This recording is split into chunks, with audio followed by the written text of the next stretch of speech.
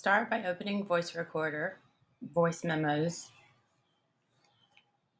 Start the recorder, sing your song, stop the recorder, title it with your name. You have to click onto another recording to make it save the name.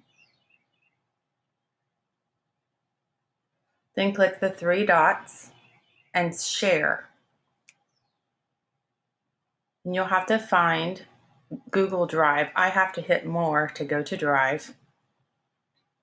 I also have to find my correct account. Hit select folder, my drive, save here, upload. Now it's in your drive. Find your Google Classroom app on your phone. Wait just a sec. Find the assignment. Click on the arrow at the bottom